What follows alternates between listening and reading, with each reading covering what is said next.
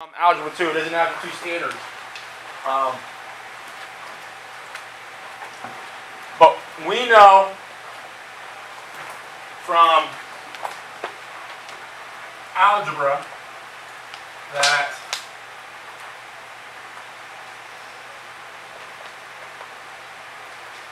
square root of -1 is equal to I, right? You guys remember that? Okay. Now, there's a lot of discussion about where that comes from. A lot of textbooks, and even this one, is going to tell you that a long time ago, people were interested in solving something like this. A very simple quadratic equation. Okay. Other papers argue that they're really the people that were discovering the need for I were solving cubic equations. Nonetheless, it's trying to solve a very simple type of problem that our real numbers don't allow for.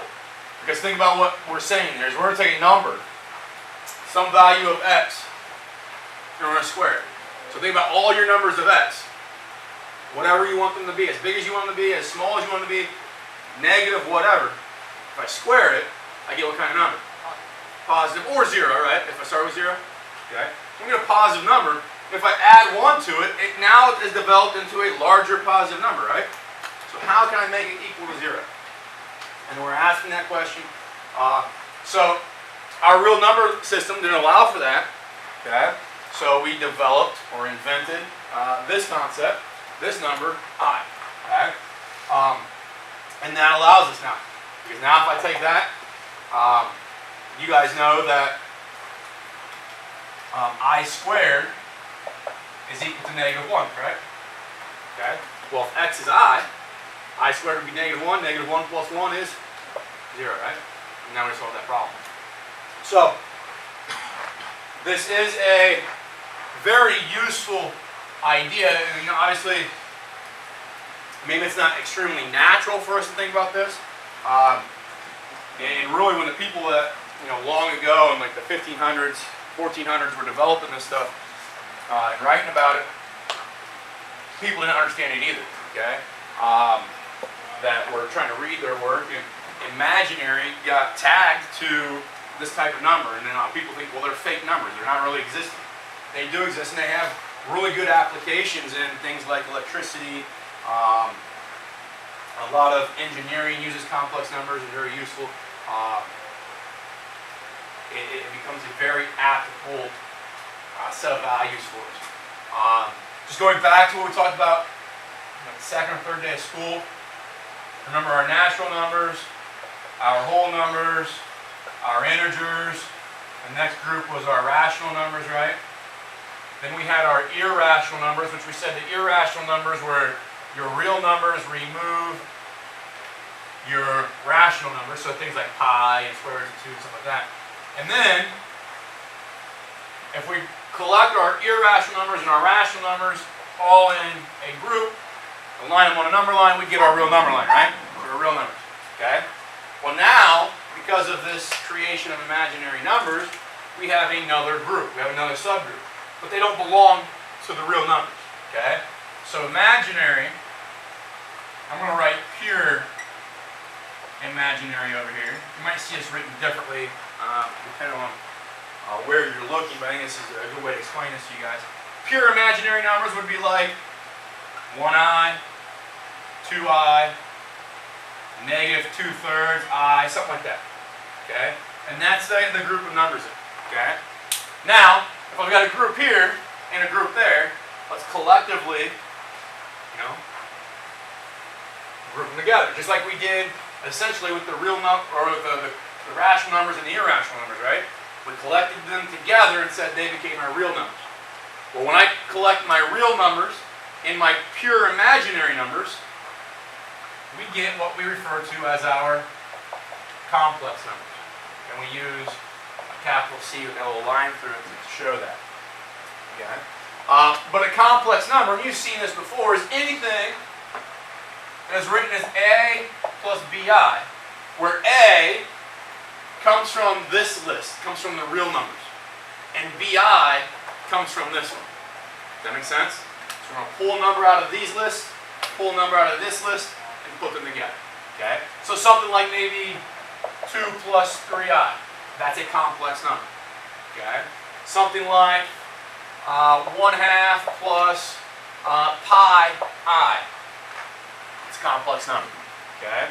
Now, what gets confusing for people is that a number like 5 shows up in its innermost place as a natural number, right? Well, doesn't 5 then belong to everything that's around it? Okay, 5's natural, then it's also a whole number. If it's a whole number, it's also an integer. If it's an integer, it's also a rational number. So forth. It's a real number. Well, then it's also going to be a complex number, right? So anything like a plus bi, like that, well, that's an example of a complex number. Because what is the bi value? What is b if I write just 5?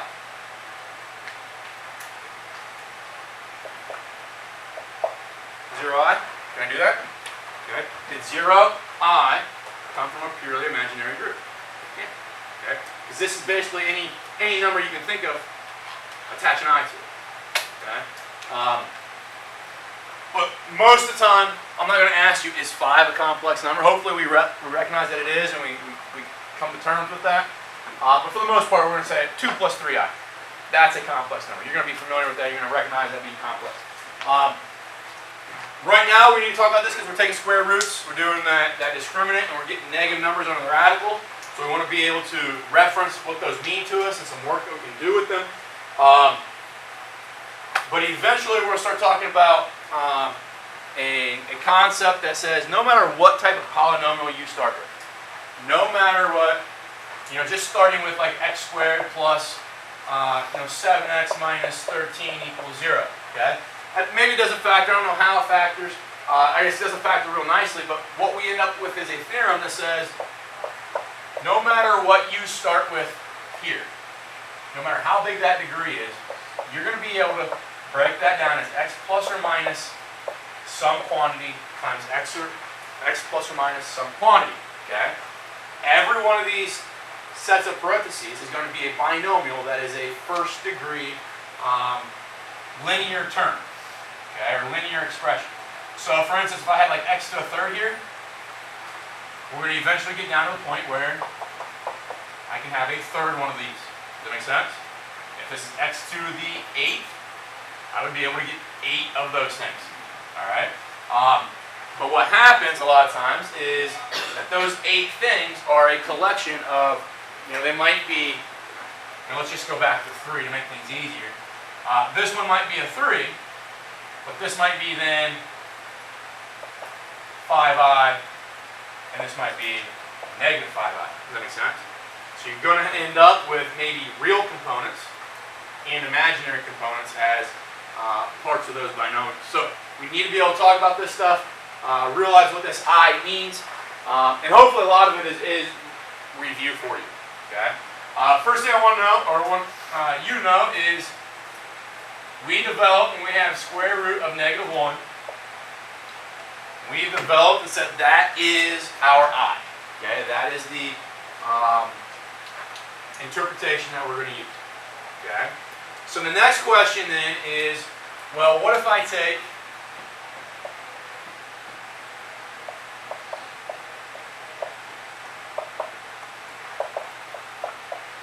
maybe I wrote this.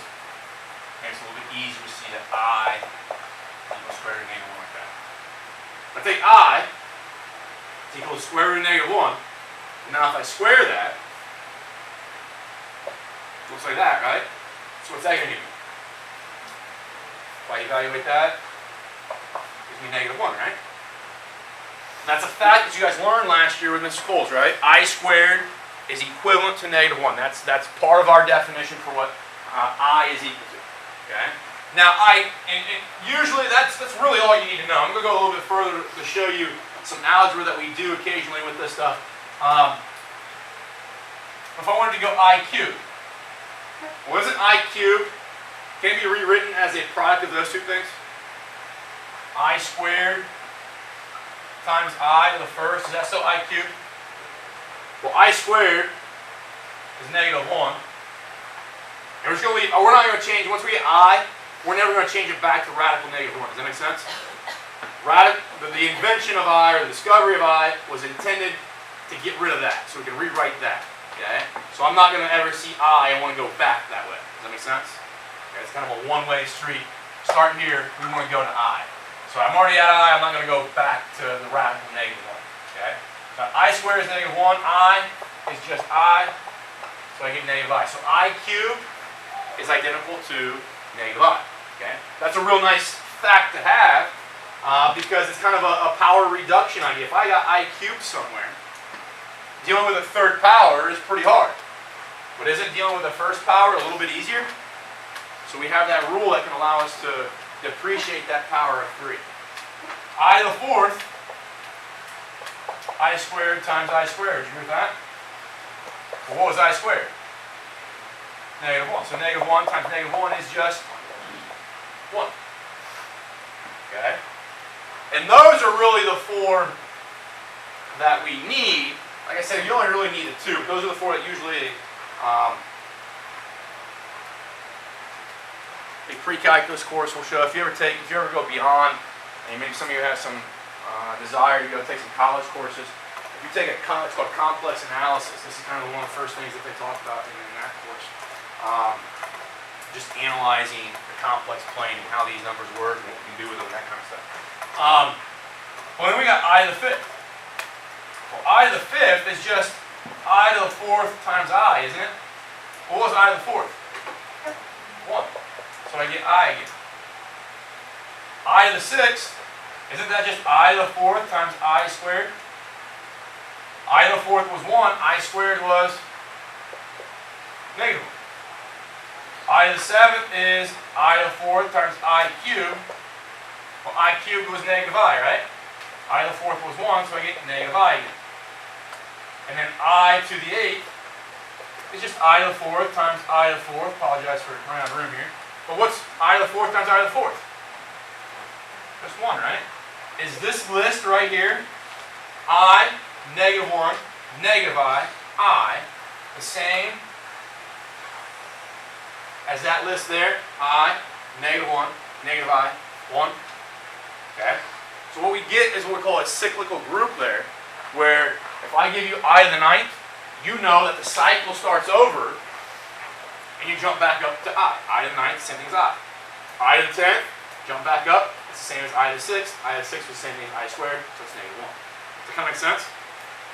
The reason I say you only need I and I squared is if you understand your exponents well enough, hopefully we do. I've got I to the 30th. I don't want to have to write that list out 30 times, right? Okay? And we could do maybe some division by 4 to that number and look at the remainder. And the remainder would tell me which one of these to choose. This is the way I think most people feel comfortable with this. Can I rewrite this as I squared to the 15th power? Is that still I to the 30th? Well, what's I squared? -1, right? Now, -1 multiplied by itself 15 times should give me what? -1. So if I were to write that list out, I squared, I to the 3rd, I to the 4th, I to the 5th, I to the 6th, I to the 7th, all the way to 30, I'm going to find out that I to the 30 jumps back to give me -1. Okay? Every single one, everything you can do. Now, it's really easy with even numbers. There's always I squared, and then that factor that goes with 2 for that number. So the factor that goes with 2 is 15 here, right? So I go I to the 40th, okay, I to the 22nd, something like that. Those are easy to do. But if I have I to the, let's say, 47th, okay?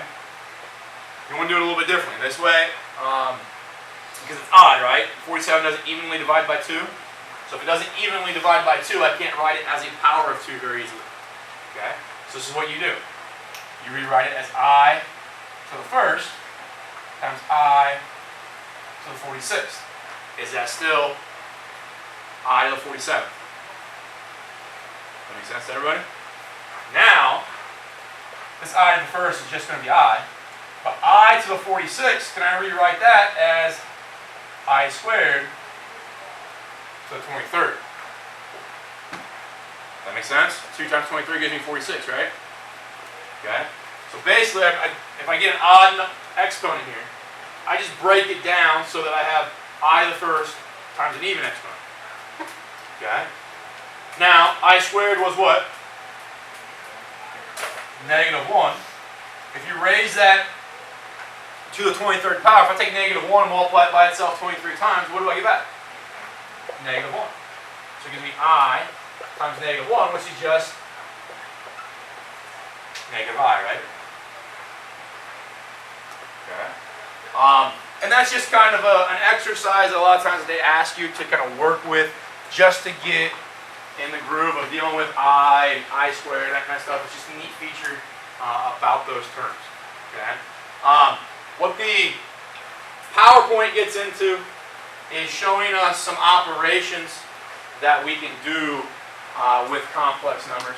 And they're not anything that you have not seen before. Okay? So the first couple kind of walk you through the idea and the concept of why we want to have this I and what question we were trying to answer. So we talked about that already. And then they get into the idea of telling us what A plus BI looks like and how that develops our complex number system. What I want you guys to know from this slide is if I have something like A plus BI, okay, this number comes from your real numbers. That comes from that group of real numbers for your number line. Okay, your real number line. This here comes from your imaginary list. Okay? And then when we add or subtract them together, we get that complex number. Okay? So they're going to ask you what's the real part and what's the imaginary part. Well, the real part is the real number part. Okay? The imaginary part is the part that has I with it. Okay? Also, it's important to realize that when we see a theorem or something like that, or a definition throughout the year, and it says X belongs to the real numbers, well then that theorem, whatever is presented in that theorem, does not work for complex numbers. Does that make sense? Because if it worked for complex numbers, it would say X is an element of the complex numbers, and then everything that we're doing would work with things like A plus BI and stuff like that. Okay. So it's very important that we understand those things. A lot of people glaze over those facts when we see a theorem that, hey, it only works with these numbers. They just kind of don't pay attention to it. But it is something that we really want to focus on and understand, because it can get us in trouble if we don't do that. So they're going to ask you, can you go through, and I've already moved these away, but 3 plus 4i, if I look at 3, that's my real part. Okay? It does not have an I with it, right? 4 is the imaginary part. Is that pretty easy? Just recognition. And you're going to see some questions in your homework like that. I think the WebAssign is going to want just the 4 when you ask for the imaginary part. If you write 4i, like on a test by paper, I don't care, that's fine. But they just want the coefficient. 1/2 is the real part. 2/3 is the imaginary.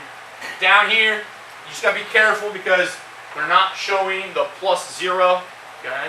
So 0 would be the real part, and then the 6 is going to be the imaginary. And then likewise, I think the one on the bottom is the hardest for people to recognize. Just not used to it. Okay? But -7 can be written as -7 plus 0i. Doesn't make a whole lot of sense right now for us to do that, but -7 would be the real part, and 0 would be the imaginary part. Okay. Kind of working through our operations. We'll do an example or a couple examples of each of these. We've got enough time here. The first one is how we add these things. Add and subtract. What is nice is that if you can add these, you should be able to subtract them. And if you can multiply them, you ought to be able to divide them. Okay? So adding, subtracting, just general format, says if I have two complex numbers, A plus BI, plus then C plus DI, if I have those two things, and I want to add them together, all you have to do is locate the real parts, okay, and do that operation between them. Throw A plus C. We'll do that. Okay.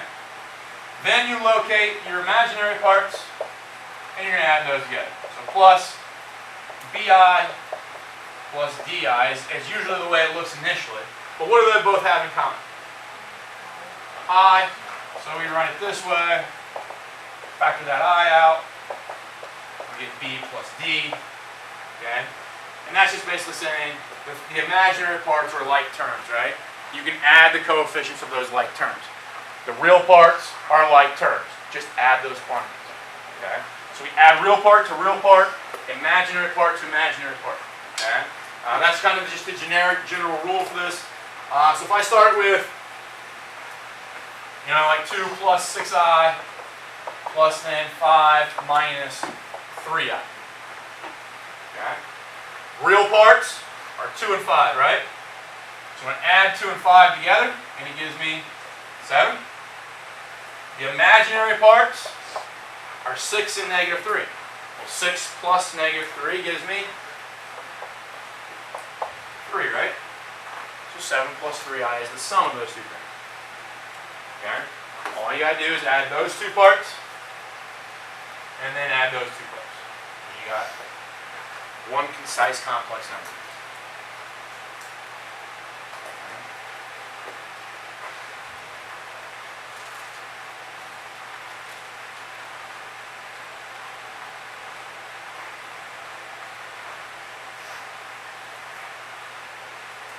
I'm not 100% sure. I'm not really good at electricity. The only thing I'm really good with electricity is getting shocked. Seems like every time I do something at home, I shock myself and then start sweating for about 3 hours. But complex numbers, with electricity, you got your current and your resistance, right? Okay, resistance is the idea that something is slowing those electrons down eventually. Okay. So if I have like a 9-volt battery and a 10-foot cord, that cord is so long, there's so much material resistance in that cord that my electrons from my 9-volt battery are not going to get to the end of that cord. Does that make sense? Okay. So it wouldn't power anything at the end of that cord. So I'd have a bigger battery, so the more electrons, and they can flow faster, that kind of stuff. But what we do is with complex numbers is we have the idea of like current and resistance, and we can measure maybe one battery or one piece of cord with one number like this, where maybe the 2 represents one of those features, current, and maybe the 6i represents the other feature, resistance. Does that make sense? And now if I add those two together, that idea would be maybe I've got now 2 cords. Okay? And when I add those collectively, those 2 cords together, 2 power cords, collectively now they have a new resistance and a new current. Does that kind of make sense? All right, so that's kind of the reason why we have these numbers and where we can use them, is that they turn out to basically represent one idea, but 2 quantities from that one idea, and that's really nice. I hate doing stuff like this because I don't know. I could be totally wrong that it's current and resistance. I know it has something to do with resistance. But I hate doing problems like this because you don't necessarily see right away an applicable real-life use for it, right? But that is, one of the main places that we use complex numbers. And they don't use I in the electrical field because I stands for current. They use J as the complex number. Not a big deal. But if I want to subtract these two things, like minus 7i minus 5 plus 4i, some arbitrary values here. Again, I just go 2 minus 5. Well, 2 minus 5 is negative 3. And then just be careful here because you got to take the negative here. So negative 7 minus 4. Negative 7 minus 4, negative 11. So negative 3 minus 11. Pretty easy. All right. Inevitably, everybody finds out at some point you can use your calculator to do a lot of this. Okay? I'm not going to show you how to do it unless you guys kind of figure that out on your own. But a lot of this stuff is doable on your calculator if you want to kind of verify things. So that's addition and subtraction. It's really nothing mind-boggling, I don't think. Okay? Multiplication and division. Okay? If I have A plus BI and C plus DI, that's how we're going to see multiplication of 2 complex numbers. Well, that's a binomial times a binomial, right? When you take a binomial times a binomial, what is the procedure that you use? Yeah, you FOIL. Okay? So So all we're going to do here is we're going to say that is equal to A times C, A times DI, BI times C, okay, and then BI times DI, okay, something like that, every single time, okay, and it's just FOIL. All right, so if you don't want to write that down, just remind yourself somewhere that you're going to FOIL. Now what's nice here, what does I squared always turn into? -1, right? So I've got a coefficient here times a I squared, with the I squared going to become -1. So this turns into just a constant, right? That is just a constant, right? What can I do with those? Combine them. They're like terms. What are these two things? What are they? Both have I on them, right? They're both imaginary numbers, right? Pure imaginary numbers. They're like terms. Combine them. Okay? So that's kind of the goal here when we do a problem like 2 plus 5i, -3 plus 6i. Okay? FOIL, remember FOIL is just a distributive property multiple times. I'm going to take 2, I'm going to distribute to this stuff. So 2 times -3 gives me -6, right? And then 2 times 6i gives me 12i. And now I'm going to distribute the 5. 5i times -3, -15i. And now 5i times 6i gives me a positive 30i squared. Okay? Now this is how I do it. So you develop a technique that's good for you and that makes sense to you, whether you have to rewrite this whole line again. I don't like to rewrite that whole line. So what I always do is I say, well, I got I squared here, right? Well, I squared turns into what? -1. So I can change that. Awesome marker. Change that to a -1. Well, what's 30 times -1? -30. So the way I do this, okay? So we start off with positive 30i squared, right? I just always write a slash through that and come back over here and change that sign. Okay? I think it's just a shortcut that I use, that I understand, and that I'm familiar with and comfortable with. If you have to rewrite the whole line, rewrite the whole line. Okay? So now, that -6 and that -30 are like terms, right? So what's -6 minus 30? -36. 12i minus 15i. Pardon the interruption. A few announcements here. Anyone in Mr. Gomez's classes need to report to study hall for the remainder of the day unless you hear otherwise. You will eat B lunch. Again, anyone in Mr. Gomez's classes will need to report to study hall for the remainder of the day and eat B lunch. Mr. Wilkerson's classes can now report to his room for the rest of the day. Again, that's Mr. Wilkerson's classes can now report to his room for the remainder of the day instead of study hall. And lastly, if Paige Williams could please come to the office. Okay, Thank you. real quick, division is no different than multiplication. Okay? But you have to know what you're going to multiply by. If I have a denominator of 5 plus 4, does anybody remember from last year what I multiplied by here?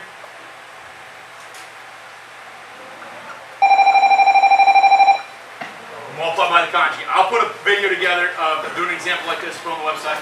There is homework. It'll show up next period, but it's not due tomorrow. Okay? Get a start on it. You can ask questions about it, but we'll continue to talk about this stuff a little bit tomorrow. I have to pee really bad. Are you going straight to I'm glad you said that on freaking well. All about buckets. Yes, sir. Jared, are you a fan of basketball? Yes, sir. Yes, that's done. Yeah, email me. Are you confused? Thank you. Yep. Let me know if that ever happens again. Okay, so the bell rang, so I want to finish this question. The division of two complex numbers really breaks down to just being able to multiply. If we can figure out what to multiply by. So I'm going to multiply by something here. And what we do is we always want to multiply by the conjugate of the denominator. Okay, if you remember what conjugate means, is that the first term and the last term of the binomial are the same. But if this is a plus sign, this becomes a minus, and vice versa. Okay? And what's nice about that is if they are like this, basically what happens is if I do the FOIL technique, so we're going to multiply. First times first will give me 25, but outside times outside will give me negative 20i, and inside times inside will give me positive 20i. So those two things are additive inverses, and they cancel each other out. And we know that that will always happen. That's a true fact about foiling conjugates, okay? So it allows you to do maybe a little bit of shortcut work here in a moment. But now I'm going to multiply top by the same thing. All right, so hopefully you realize that all we have done here is multiplied by a factor of 1, okay? So that's going to effectively do this division for us, and it's going to break down these two complex numbers down into one complex number. Okay, so I'm going to do this multiplication. So on the bottom is easy. The bottom is 5 times 5, which is 25. And like I said, I'll do it just for the sake of the problem, but if I do outside times outside, so it gives me negative 20i, and then inside times inside gives me positive 20i, and then last times last gives me negative 16i squared. Okay, but again, hopefully we're realizing those two things cancel each other out. Okay, so the denominator is really going to be 25 minus 16i squared, but that I squared is actually a negative 1, so negative 16 times negative 1 becomes positive 16, and my denominator is really just 41. I'm going to add 25 to 16. So that's really nice, because now you see that we've gotten rid of that complex number 5 plus 4i. Okay? Now we need to do a similar thing up top, but now because they're different complex numbers and they're not conjugates anymore, we're going to get a little bit more complex looking numerator. So I got 2 times 5 is 10. 2 times negative 4 is negative 8i. 3i times 5 is positive 15i. And then 3i times negative 4i is negative 12i squared. So again, that negative 1 shows up as an I squared, so I squared is negative 1. We'll change this sign then to a positive. Okay, and that will go away. So now I'll end up with 10 plus 12, so that's 22. And then negative I plus 15i is 7i. And now what we end up with is this complex number, which can be rewritten maybe a little bit better as, and it doesn't matter, you can type it in this way, I don't care. You write it that way, or you can write it this way and type it in this way. And most people are going to maybe feel more comfortable with that, because then we can identify that that fraction is the real part, and this I here, if you want to put it out like that, that's fine, and that then is the imaginary part. And that's simply how we divide complex numbers. You see how you started with 2 complex numbers, okay, and the quotient of them then ends up being 1 complex number. All right, we have to go through this process of multiplying by conjugates to do that. Okay, the number one thing people mess up on is that they want to multiply by the conjugate at the bottom here, and you get a 5 minus 4i, but then they want to do 2 minus 3i up here. Remember, you have to multiply by 1, because we can't change this quantity. We're just basically changing the way it looks. Something you might see in your homework, I don't know, I try to avoid questions like this that involve this, but it might pop up. The first thing is that a lot of times we refer to complex numbers as a z. Okay, so we say like z is a plus bi. Okay, it's just the notation that we use. So maybe, you know, z is equal to 2 plus 5i or something like that, or z is equal to 3 minus 2i. If z isn't around or able to be used, maybe sometimes we use w, and w is then equal to 4 plus 4i or something like that, or w is equal to 13 minus 3i. Okay, it doesn't really matter, but a lot of times we like to use a complex number and set it equal to z or w, and you can use any letter you want, but those are the two that show up the most. And this will make a lot more sense later on when we start graphing these things, we deal with the complex plane and Argand diagrams and stuff like that, which we'll get to when we get to trigonometry. But WebAssign will also do something like this. They'll say if z is 2 plus 5i, then they'll say z bar. Okay? Z bar is just a way of saying conjugate of z. Okay? So if z is 2 plus 5i, when they say z bar, they mean that is equal to 2 minus 5i. If they come down here and say w is 4 plus 4i, then w bar would be the conjugate of w, so 4 minus 4i. Okay, so that's one notation. You might see another notation. It's kind of messy sometimes. You don't see this one very often, but WebAssign did have a question, and I avoided it. I didn't assign it to you, but it does use this. It might write like 2 plus 5i and put a bar above that. And really what that means is conjugate of 2 plus 5i. So it's 2 minus 5i is what they're talking about here. I don't like this. You don't see this very often. There's a college course, it's a graduate level course actually, called Complex Analysis. Okay, so that's an L. Complex analysis, where you investigate the complex plane. You start learning the ins and outs of it, the algebra of it, do a lot of proofs inside there. But in that course, you'll see the Z bar notation. Sometimes I think you can see like a Z and they put a star above it. That might be a notation. But you very rarely, if at all, will use that. That's kind of, I've never seen that other than inside WebAssign. But that's just a little bit of information there that might be useful for you. We'll talk about this in class again tomorrow briefly, but I wanted to have something there for you to look at in the future when you finish that homework.